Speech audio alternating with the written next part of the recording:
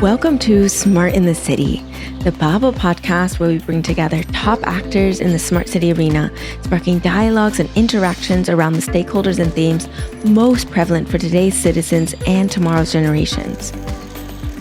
I am your host, Tamlin Shimizu, and I hope you will enjoy this episode and gain knowledge and connections to accelerate the change for a better urban life.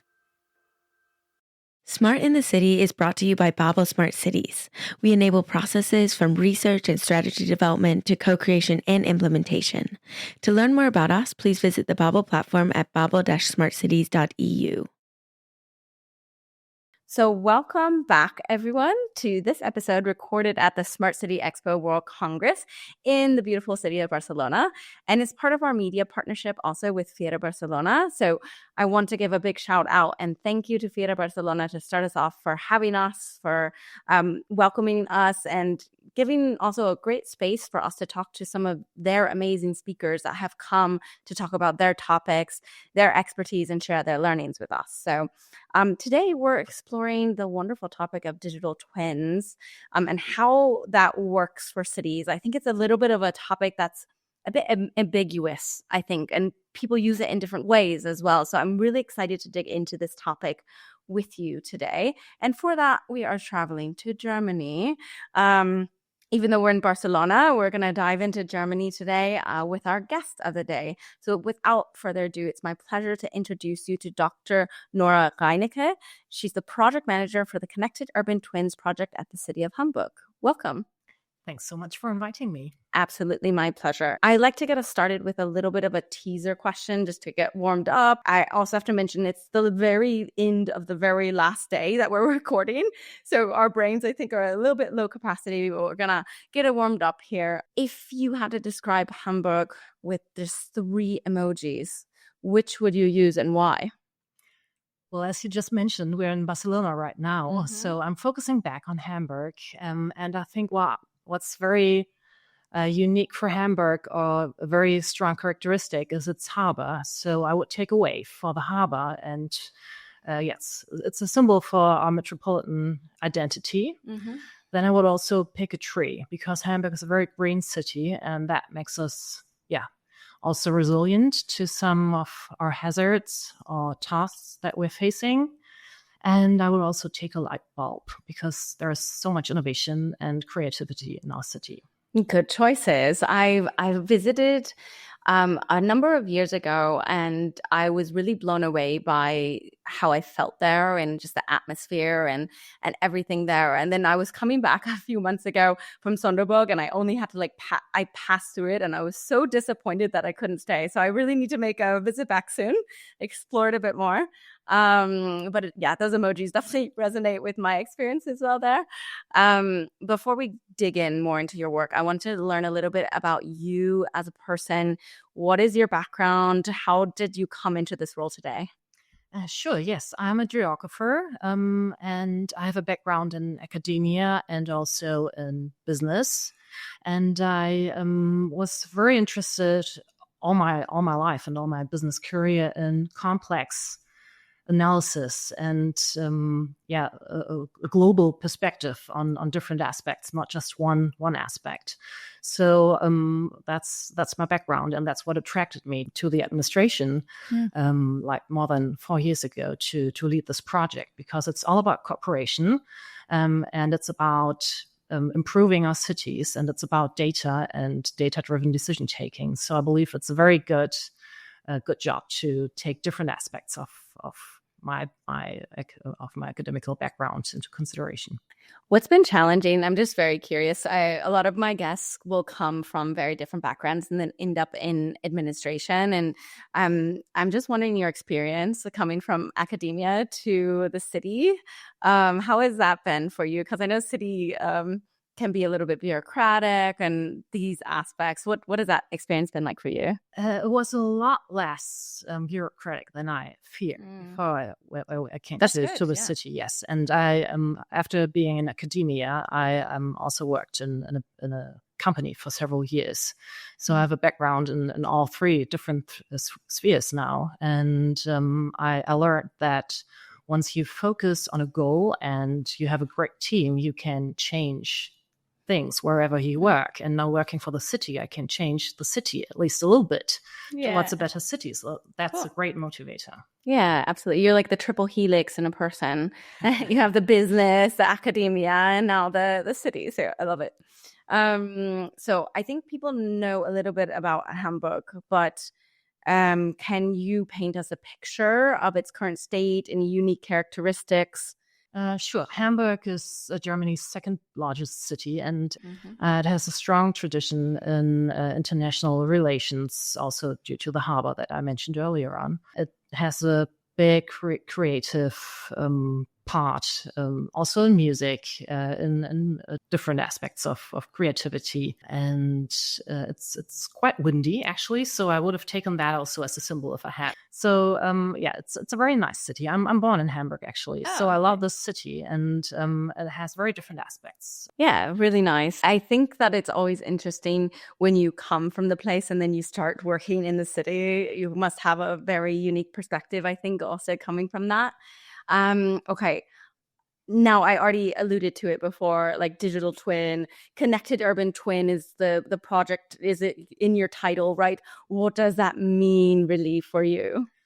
Actually, it means a lot to me and different aspects. It's not just the project title, Connected Urban Twins, because we've been working together with Leipzig and Munich for the past 5 years. It's a huge project, the biggest model project for smart cities in Germany. We were funded by the Federal Ministry of Housing and Building and Urban Development. That was a great experience working together. That's why our digital twins are connected from Hamburg, Leipzig, and Munich, because we worked together in a very close and very good project team.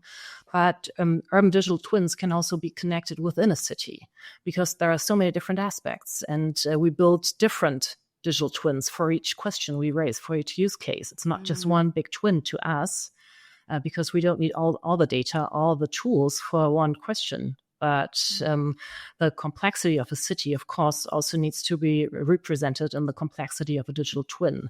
And the digital twin of like a machine is a lot less complex than the digital twin of a city.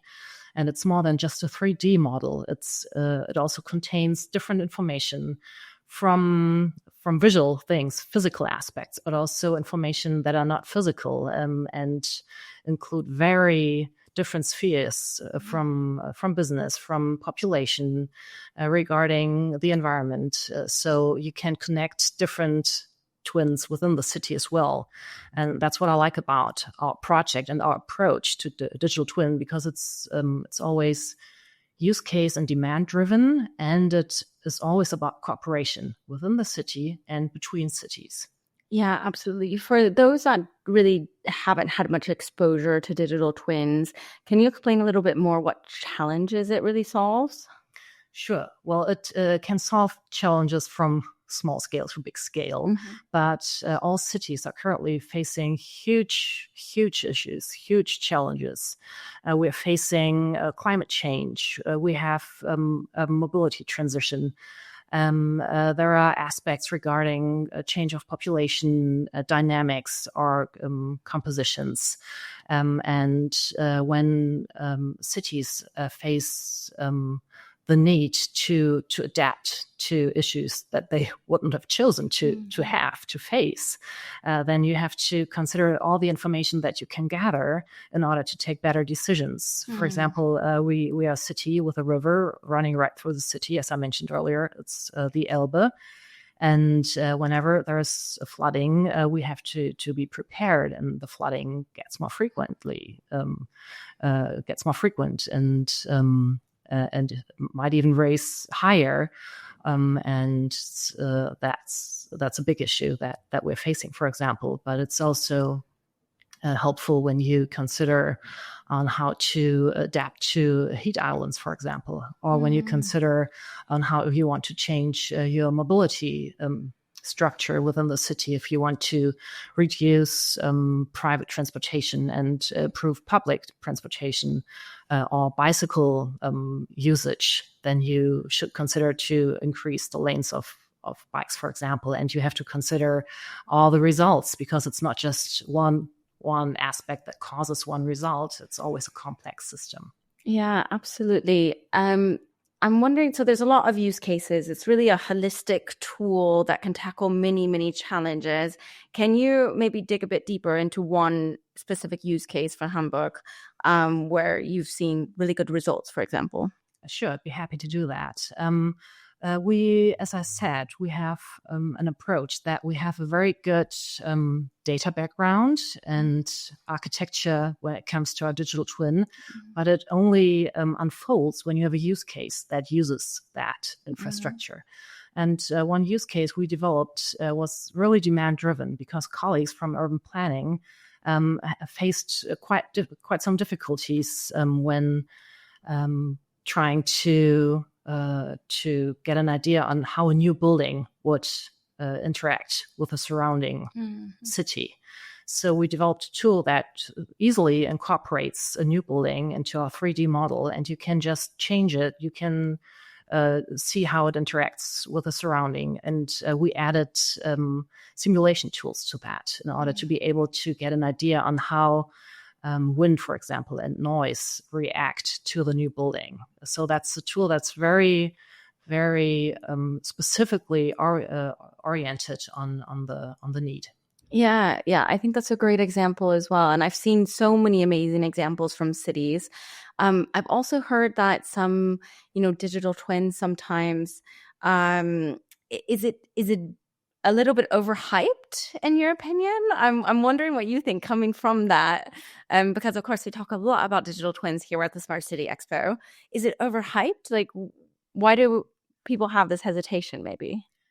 I don't believe it's overhyped at all in means of what it can do. I believe that the word or the term might be a bit buzzwordy by now, and people get annoyed by it because they hear it all the time. Potentially, I'm not getting annoyed by it. I love to hear it because I believe that it takes together an idea on how we can improve our cities, because all decisions should be taken while taking into consideration different aspects and not just one. Yeah, and I believe that a digital twin can allow us to do that. Yeah, enable us. Yeah, another word that was mentioned, right, that you work in is GeoAI. Can you explain what that means and how you use that? Well, artificial intelligence might be the next buzzword that is used quite frequently currently. And of course, it's just a new or rather new option to allow us to work with great amounts of data, not having to look at it all by ourselves. So it makes some things a lot easier than they used to be.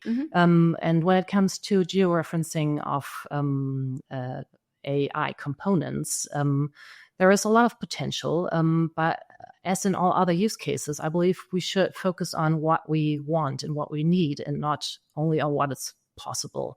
So if we need to get an idea on the surface of a city, how many trees do we have? What do they look like? Are they in a good shape? Then it's very convenient to use AI components in order to analyze the structure. That's one example, but also using large language models can improve our work with digital twins, or generally speaking, with tools that help us improve our cities. Yeah, I think it makes a lot of sense, and I can see how obviously AI can accelerate a lot of this work that you're doing, a lot of past manual work and traditional ways of looking at this data. Of course, a big concern is around bias, around maybe hallucination, all of that with urban data and AI. How do you detect and mitigate it so you make sure it's not impacting any of the decisions negatively?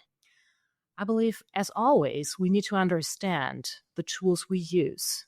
And it's nothing new, and it's nothing fancy. But I believe that if we understand what we're using and also the limitations of tools, then we can use it in a way that's good for structuring or taking decisions for our cities. So I believe that transparency and also education for the people who work in the city and also the inhabitants is crucial when we want to use AI in a good way that helps us. Yeah. I think, it's so important that we have the right education in place, right, for people using AI. I'm wondering if you have any advice for the cities listening. We have probably many cities listening. We also have some innovation companies, a good mix of our audience. But if cities are looking at implementing something similar, what would be the advice that you'd give them, or the first 3 moves you give them, something along those lines? My main advice is to start demand driven. So talk to the people that need or want to improve a process or develop a new one. Don't just make an invention on a tool that you like. Yeah. And if you have that use case, don't wait until the data set or the tools are perfect. Just use it and try it and optimize it on the go. Then I believe a good database is crucial. So if you have a good urban data platform, that's a very great fundamental structure that everybody needs. And the data sets can be added on the fly. They don't have to be all there. You have to use the data that you need for your use case, for your question. And then another advice would be to have a good governance structure. You should be aware of the potentials and limitations working with data. I believe that's very essential. And I believe that a good ecosystem within a city is also very important. That's something that really makes us strong in Hamburg. We have a great ecosystem working with different people from different units within the city and also with academia, science, also business. So I believe that's very good to have a platform to have some sort of connection within the city. And then different people can add on to your use cases or to your common goal in very different ways. And it makes it a lot better in the end to add different perspectives, and not only connectivity within the city, also exchange with others and learn from their experiences, learn from the perfect best cases and learn from the failed cases. I also like to share stories about what went well and what went wrong, because I believe why don't we copy what went well and why don't we not do what went wrong in other situations? Yeah, absolutely. We're actually going to get into that a little bit later in our segment, I think, too, because I want to learn more about that. Quick question as well. Did you procure a digital twin solution, or did you build that in-house? Well, we're quite privileged as a city of Hamburg because we do have developers in our city. And what we've been doing in the Connected Urban Twins project is to build open source tools. So that was one of the demands from the federal ministry, that we build open source tools, because we're a role model project for other cities in Germany. So what we developed should be available to others as well, should be reused, should be adapted to their needs. And I'm really standing behind that.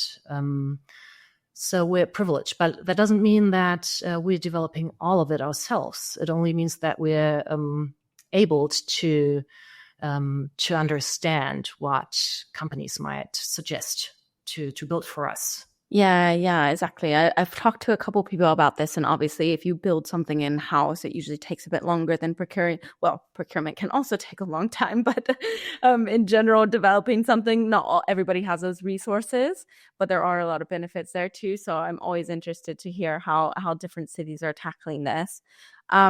Speaking of tackling, I'm wondering from your perspective in the work that you do, what do you think is a remaining bottleneck or challenge that Hamburg is facing still? What is the thing that you would fix tomorrow, I guess, if you could wave the magic wand? Well, I would love to have more use cases using our urban data platform and the analysis tools that we already have, and to show us their demands for new tools, for example, in order to improve and grow our toolbox. Because I believe that the more people use it, the bigger and better it gets, and the more it can be reused within the city and also by others. And our our idea is that we have a toolbox, a kit, a cube, and it contains different components, different modules, and those are connected and can be used with each other as long as we ensure that the interoperability is available and can be in place. So I want to increase the toolbox, but especially I want to have people use it and add on their demands for that. And what's slowing down that for you? Like what are the factors that slow that down for you to get that going faster? Well, as always, you need money to build things and to allow people to take their time in learning or using a new tool. So we were quite privileged to have that big project for the past 5 years, because we've had people who had their full time or sometimes shared time to use the tools we've had or to develop them and to develop our idea. But the project is ending in December. It doesn't mean that our idea and our approach is ending. It's just the fundamental work, and we want to continue that. So I believe that it's not mainly a technical issue. Of course, I want to have a lot more tools. I'd love to, and I like seeing those simulations. It's so inspiring. But even more than that, I want people to understand the potential and their personal benefit when using those tools and improving their own work. So I believe that's still a lot to do, but still also already a lot done. Yeah. Really, really interesting perspective you bring on that too. Now I have to ask you if there's something I missed, because now we have an open floor and I tried to touch on a lot of the topics, but I know I always miss something. Is there anything that you feel like we didn't touch on yet that you really want the listeners to know? Something that's really important to us as well in our approach in Hamburg and also in our cooperation with Leipzig and Munich is citizen participation. Because I believe that that's really an important point to take people's ideas into consideration when planning our cities, because it's for the people. What we do should always be for the people. Yeah. And using citizen participation tools, for example, DPAS, digital participation system, is very important to us because it allows us to include people's feedback to planning ideas. Yeah. I think that's really important. How do you really capture what people think? What I mean by that is usually there's certain people that will always engage, and then there's a lot of people that don't engage. So then you miss out on a lot of people's opinions. So on these things, what do you think? How do you get more people involved to actually give their opinions? Well, as always, you can't involve everyone, though if you open it up, but you don't reach everyone. But I believe that it's a very good approach to do participation on-site and off-site. So if you have workshops, for example, you reach to specific people. And if you also give the option to participate online, then you reach others. So I believe that's a very good approach to at least give the opportunity to more people to participate. Yeah, that's a good point. Okay, with that, we get to move on to our segment. The segment that we have for you today is called Trial and Error. Trial and error. What went wrong? What mistakes were made along the way? And more importantly, what lessons were learned? Would you like to share them with us? Looking back at our project, which is almost 5 years now, at the beginning, we've had the idea to develop use cases together, all 3 cities. And that was quite exhausting. And at the end, we realized we don't have to. Sounds a bit ridiculous looking back on that. But at the very beginning, we thought we should have to do that. But every city has its own infrastructure and has common struggles, for example, in climate adaptation, for example, or traffic optimization, but still each city is individual. So what we then did is to develop our cube, our toolbox, that is a modular system. So I believe that's something that is now a lot stronger due to the pain we went through at the very beginning of the project. Yeah, really good advice also for others who are maybe trying to tackle this together with other cities as well, that you don't have to do exactly the same, but still can collaborate on that level, right? With that, all I have to ask you is our final question, which is the question we ask every single guest that comes onto the podcast. We are here at a Smart City Expo. So I have to ask you, to you, what is a smart city? Well, a smart city to me is not just a city that uses tools to be able to capture more data, but that is a city that improves the living conditions of all its inhabitants and uses the tools that are needed to do that. And that is open and that is interested in new ideas that come around, not sticking to old schemes or old ideas, but as dynamic as people are. And the city is a living system. So I believe it should stay alive and keep moving.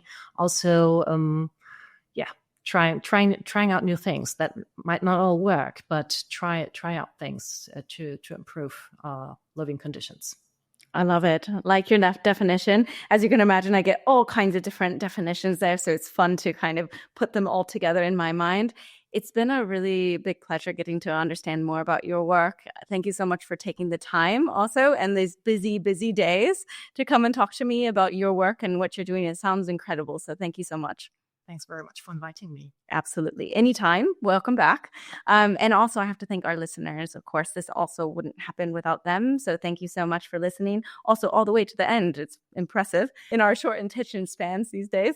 And also to our listeners, don't forget, you can always create a free account on babel-smartcities.eu. You can find out more about different smart city use cases, projects, solutions, and more. Thank you very much. Thank you all for listening. I'll see you at the next stop on the journey to a better urban life.